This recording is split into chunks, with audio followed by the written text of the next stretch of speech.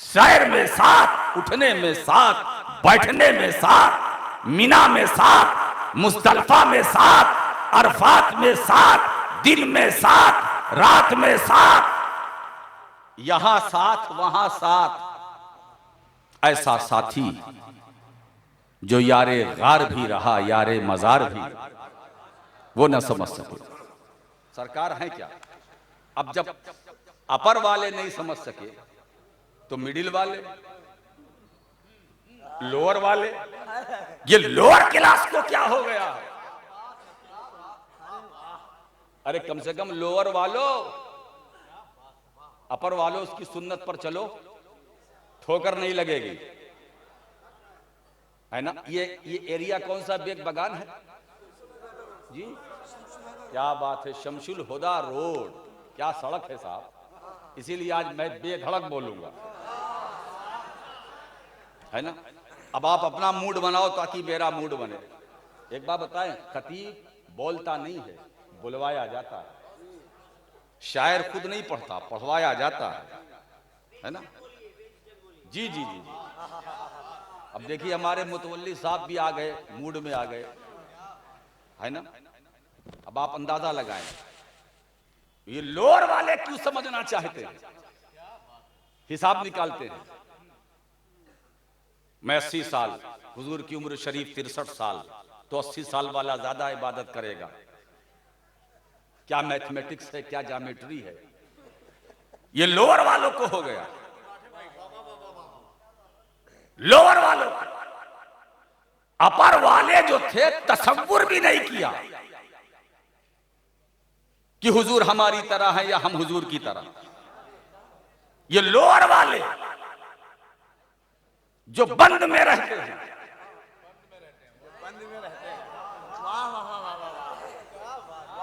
अरे जो खुले में है वो तो रसूल को समझ ना सके, तो जो बंद है ये लोअर वालों को क्या हो गया है? अरे लोअर क्लास वालों, अकीदे की इस्लाह करो। इसलिए दोस्तों एक बात अर्ज करूं,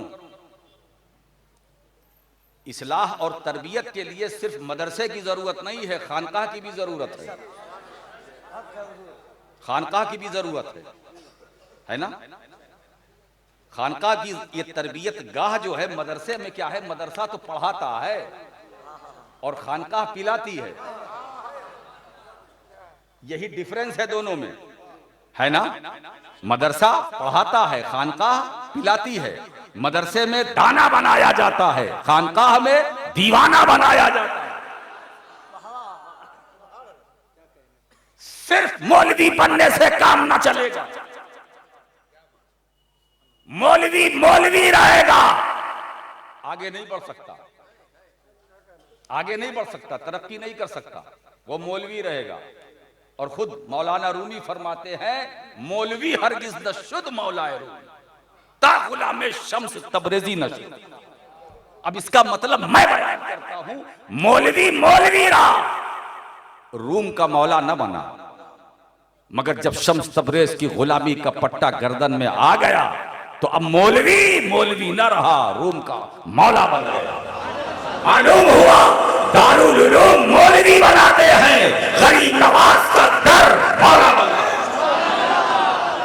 अगर मौलवी बनना हो तो दारुल उलूम में जाओ, और मौला बनना है तो गरीब नवाज के दरबार में जाओ, मखदूम अशरफ के आस्थाने पर जाओ, निजामुद्दीन की चौखट पर जाओ, वारिसे आलम पना की दहलीज पर जाओ, कलियर जाओ, दिल्ली जाओ, अजमेर जाओ, कछौछा जाओ, मारहरा जाओ, देवा जाओ, बरेली जाओ।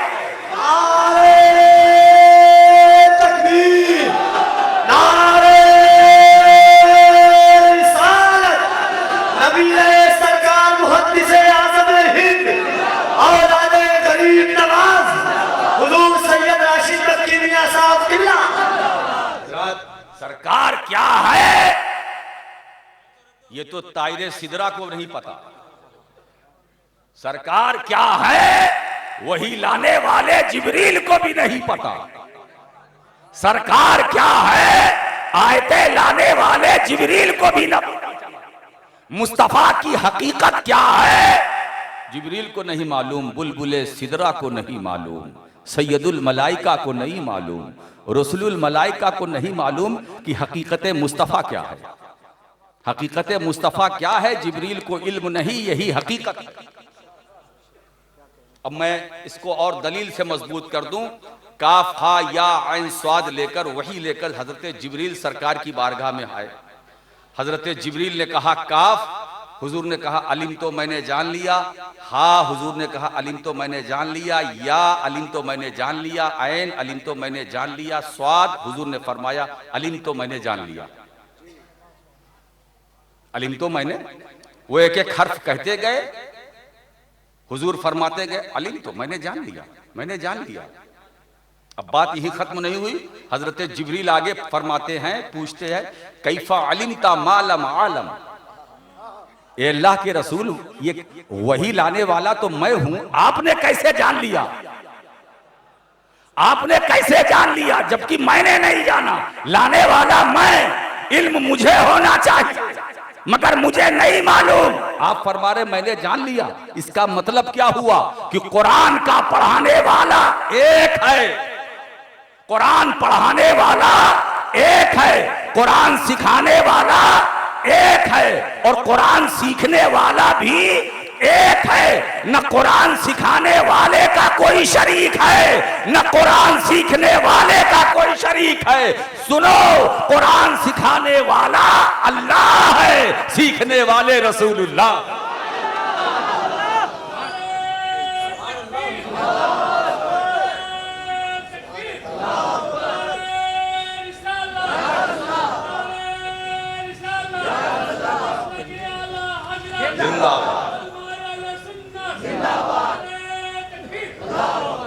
ऐसे ही नारा लगाने वाला बंदा हो ना तो मैं तो देर तक बोलूंगा, इतनी देर में मैं कई घूंट चाय पी लूंगा। वाह वाह, ये मुतरन्निम अंदाज है नारे का। सरकार क्या है ये किसी को नहीं मालूम। बुलबुले सदरा भी हैरान है मुस्तफा क्या है। जब मेराज की रात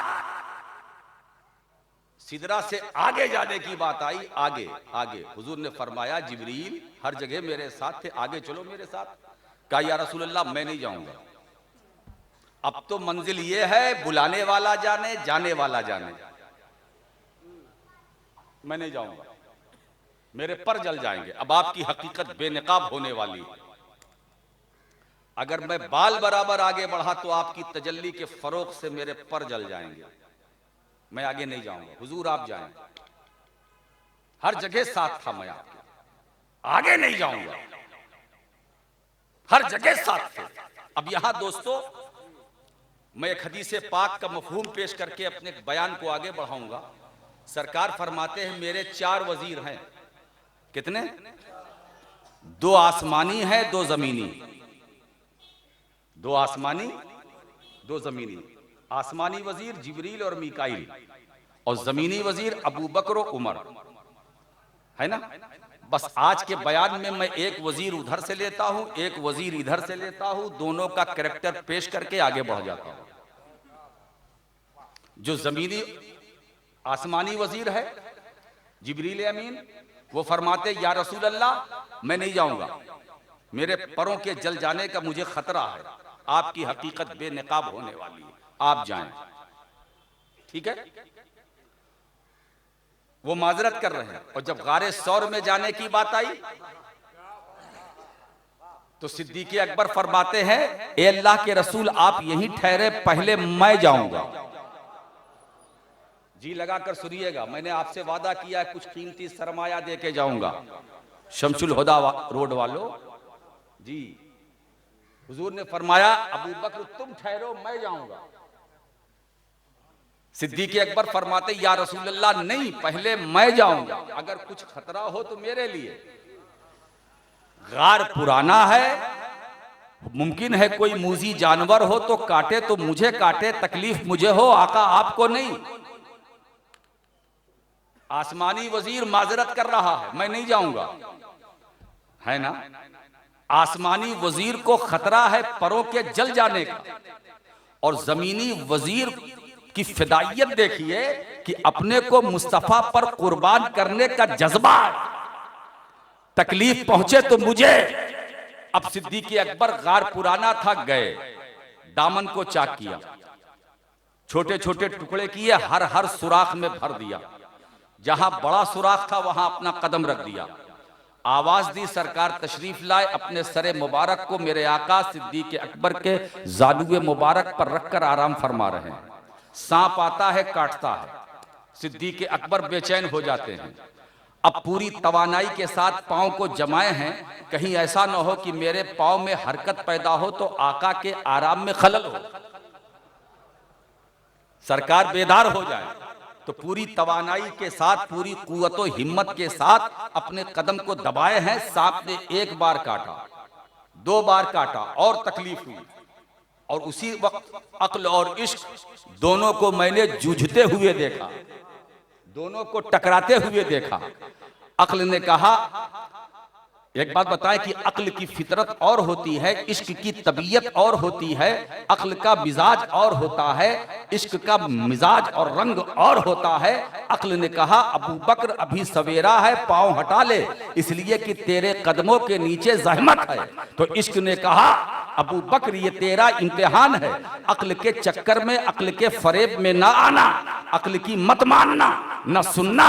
अगर तेरे कदमों के नीचे जहमत है तो तेरी गोद में अल्लाह की रहमत है, घबराना नहीं। फिर जब और सांप ने काटा तो तकलीफ हुई, फिर अक्ल ने आवाज दी, अबू बकर अभी सवेरा है, पांव हटा ले, तेरे कदमों के नीचे मारा है। तो इश्क ने कहा, अक्ल के फरेब में ना आना, अगर तेरे कदमों के नीचे मारा है तो तेरी गोद में अल्लाह का यार है, हबीबे किरदगार है, यानी अहमदे मुख्तार।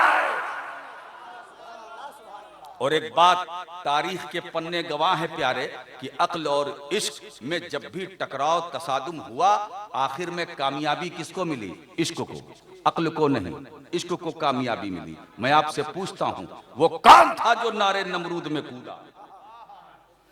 वो कौन था जिसने ज़ेरे खंजर रहकर करबला के रेत पर आखिरी सजदा? वो कौन था जो नमरूद की भड़काई हुई आग में कूदा? तो इकबाल जवाब देते हुए नजर आते हैं, बेखतर कूद पड़ा आतिशे नमरूद में इश्क, अक्ल है महवे तमाशाए लबे पाम भी मालूम हुआ। वो अल्लाह के खलील की सूरत में जो नारे नमरूद में कूदा था, वो इश्क था। जिसने ज़ेरे खंजर रहकर सजदा किया था, वो हुसैन की सूरत में इश्क था, इश्क। तो अक्ल और इश्क को में जब भी टकराव हुआ, कामयाबी किसको मिली? इश्क को मिली, है ना? ऐसे ही इश्क ने कहा, अक्ल के फरेब में ना आना अबू बकर, तेरा इम्तिहान है। और जब आखिरी बार सांप ने काटा तो हजरत सिद्दीक़ अकबर बेचैन होकर कर्ब की कैफियत में रोने लगे, आंखों से आंसू बहे, चंद कतरे चेहरे रसूल पर टपके गिरे। मेरे आका ने आंख खोल दी, फरमाया, हुजूर ने, अबू बकर क्या बात है, क्यों परेशान हो? कहा, या रसूल अल्लाह, मुझे लगता है किसी सांप ने काट लिया है, बड़ी तकलीफ है। सरकार बेदार हुए, बैठे, लुआबे दहन लगा दिया, जहमत रहमत में बदल गई, जहमत रहमत में बदल गई, गम दूर हो गया, तकलीफ जाती रही, परेशानी आसानी में बदल गई, मुश्किल टल गई, है ना? अब लवाबे दहन, मुस्तफा के लवाबे दहन की बरकत देखो, तलवे में लगाया, जख्म भी गया, गम भी दूर, जहमत भी रुखसार। अब ये तो वाकया है, मैं आपके सामने जो मसला रखना चाहता हूं वो ये नुक्ते की शक्ल में। सांप गार में आना चाहता था, आना चाहता था, हाँ आना चाहता था। क्यों आना चाहता था? क्यों आना चाहता? हुजूर की जियारत के लिए आया था, दीदार के लिए। तो सांप नबी के दीदार को आया था, तो जब दीदार को आया था तो किसी और रास्ते से आ जाता। उसी रास्ते से क्यों आ रहा है जहां सिद्दीक़ अकबर का कदम है? ये कौन सी जिद है भाई? रास्ते तो गार में आने के लिए बहुत थे। अब आप सवाल करोगे, भाई वो सुराख तो, उसमें सुराख तो बंद थे। अरे मैंने कहा, बंद थे तो कपड़ों से बंद थे, है ना। तो ये कपड़े सांप के लिए रुकावट तो थे नहीं, वो एक फूंक मारता, कपड़ा जल जाता, राख हो जाता, जब राख हो जाता रास्ता साफ हो जाता, सांप गार में आ सकता था। फिर क्यों नहीं, ये जिद क्यों कि वहीं से आऊंगा जहां अबू बकर का कदम है, ये सांप का इसरार क्यों मैं वहीं से आऊंगा। तो सुनो, वो सांप सिर्फ जानवर ही नहीं, वो भी आशिक़े रसूल था, वो भी आशिक़े जवाब, सुनो वो भी आशिक़े मुस्तफा था। और सिर्फ आशिक ही नहीं था, वसीले वाला था, वसीले वाला था। सांप वसीले का कायल था, सांप वसीला। एक बात बताओ, इसीलिए मैं एक जुमला अभी आगे बढ़ने से पहले एक जुमला मैं आपको देता जाऊं ताकि दूसरों के हवाले कर दीजिएगा। दूसरों के अभी हवाला चलता है ना, दूसरों के हवाले कर दीजिएगा कि अगर उलमाए अहले सुन्नत के बयान करदा दलीलों से वसीला समझ में अब तक नहीं आया तो गारे सौर के सांप से सीख लो, गारे सौर के सांप के अमल से सीख लो, वहां दलील की जरूरत नहीं। सांप आशिक भी था और वसीले का कायल भी था। वो नबी की जियारत को आया था, चेहरे रसूल तक पहुंचना ये सांप का मंसूबा था, मतलूब था, मंजिल थी मुस्तफा तक पहुंचना। मगर सांप को ये मालूम था जब तक अबू बकर का तलवा नहीं मिलेगा तब तक मदीने वाले का जलवा नहीं मिलेगा। जलवा तकबीर, नारे रिसालत, रहमतुल लिल आलमीन कॉन्फ्रेंस, महबूबुल्लाह औलिया कमेटी। तो मालूम हुआ जलवाए रसूल तक पहुंचने के लिए तलवाए सिद्दीक वसीला बना है। आप जरा याद रखो। अब आप देखिए, दो वजीर की मैंने बात की थी, जमीनी वजीर कुर्बान होने को तैयार, आसमानी वजीर सरकार मैं नहीं जाऊंगा, आप आलम बशरियत में थे मैं आपके साथ था, आप आलम मलकूत में थे मैं आपके साथ था, मस्जिद हराम में आपके साथ था, बुराक पर मैंने सवार किया मैं आपके साथ था, लगाम हाथ में थी मैं आपके साथ था, मस्जिद अक्सा में मैं आपके साथ था, मुसल्ले इमामत पर मैंने आपको आगे बढ़ाया, अंबिया ने आपकी इक्तिदा थी मैं आपके साथ था। या रसूल अल्लाह, पहले आसमान पर मैं आपके साथ था, दूसरे आसमान पर मैं आपके साथ था, तीसरे आसमान पर मैं साथ था, चौथे पांचवें छठे पर मैं साथ था, अर्श पर मैं साथ था। अब आगे नहीं जाऊंगा, ये सिदरा मेरी आखिरी मंजिल है, अब अगर आगे बढ़ूंगा तो जल जाऊंगा, मैं नहीं जाऊंगा। तो इसका मतलब यह है कि मुस्तफा क्या है वही लाने वाले जिब्रील को भी नहीं मालूम। अब नादानी न करो, जब जिब्रीले अमीन को मुस्तफा की हकीकत का इल्म नहीं तो मौलवीन को कहां से। रसूल क्या है बनाने वाला जाने, बनाने वाला जाने। अक्ल की बुनियाद पर रसूल को नहीं समझ सकते, दलीलों की बुनियाद पर मुस्तफा को समझ। अच्छा, मैंने पहले ही अर्ज कर दिया था, रसूल समझने के लिए नहीं है, मानो, मानो, दिल से मानो, जमकर मानो, अंदर से मानो, मचल के मानो, झूम कर मानो, ऐसा मानो कि उनकी जात को भी मानो, उनकी बात को भी मानो। जो कहा वो कहो, जो किया वो करो, जिससे रोका रुको, जिसकी इजाजत दी वो काम करो। मैं नहीं कह रहा हूं, ये बात राशिद की नहीं है, रब के इरशाद की है। वमा आताकुमुर रसूल फखुजूहु वमा नहाकुम अन्हु फंतहू। रसूल जो दे दे उसे ले लो, जिससे रोक दे उससे रुक जाओ। यही हम सुन्नियों ने किया, मदीने वाला जो जो देता गया हम अहले सुन्नत वो लेते गए, और मदीने वाला जिससे रोकता गया हम अहले सुन्नत उससे रुक गए।